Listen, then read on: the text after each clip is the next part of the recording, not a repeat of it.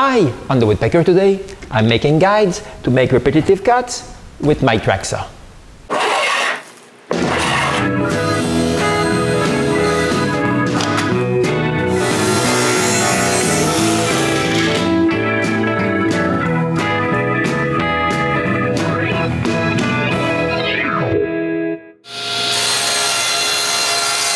With sufficient back support, a sheet of plywood can easily be cut on the table saw. But I have a track saw, and with a saw like this, that back support is not necessary. Even the people who came to help me were able to do it. But with a table saw, repetitive cuts are much easier because of the rip fence. But back support is mandatory. I can't always rely on René to help. So I had this idea of building a guide for my track saw. This is what I have in mind. I'll have a T-track sandwiched between two pieces of wood. All this will be held together with a piece of plexiglass.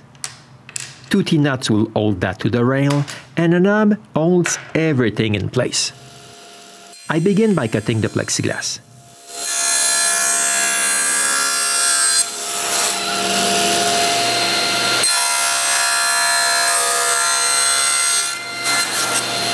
Then I mark the placement for the T-nuts,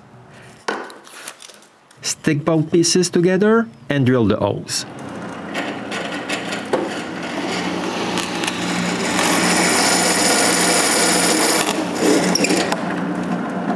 Now I need to modify the T-nuts so they will fit into the rail's T-track.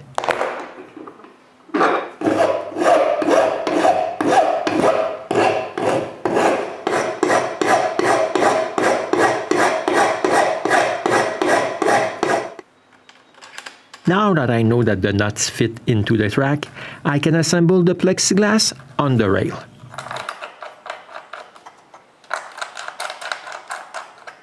Now I have to cut some wood for the sides.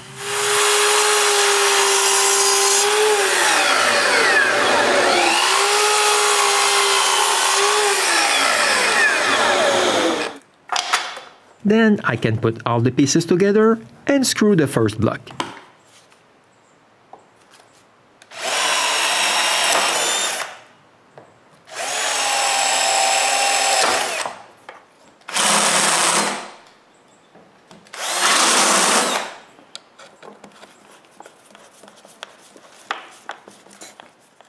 The second side is held in place with a clamp, so it won't move when I screw it in place.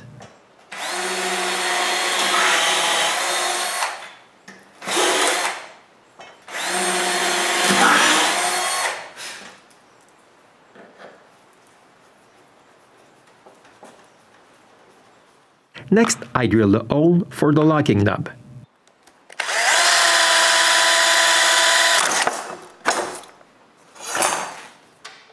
Then I can assemble this part of the guide. But I need a second one, just like this one.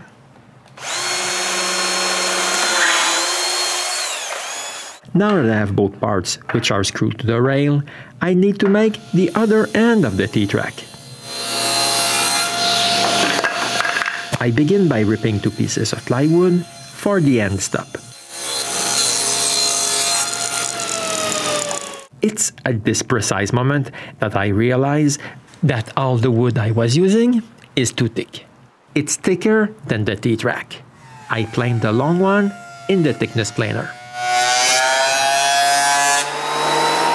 After a couple of passes, I end up with just the right thickness.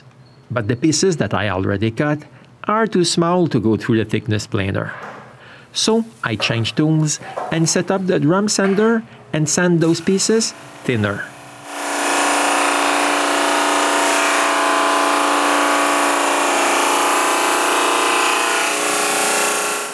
Finally, all my pieces are at the right thickness.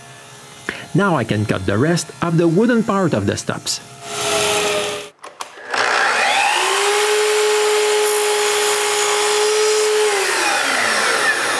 Next, I can prepare the plexiglass.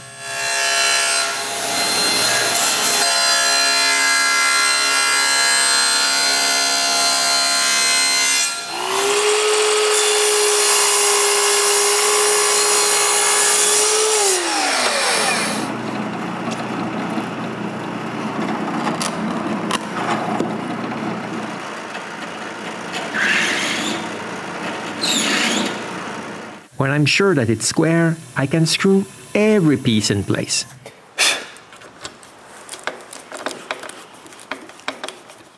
Then, just like I did on the other end, I drill a hole for a T-bolt. Assemble the moving parts of the guide, and it's finished. This is the way it will work. After tightening both guides onto the rail, I can slide the T-track and tighten them in place.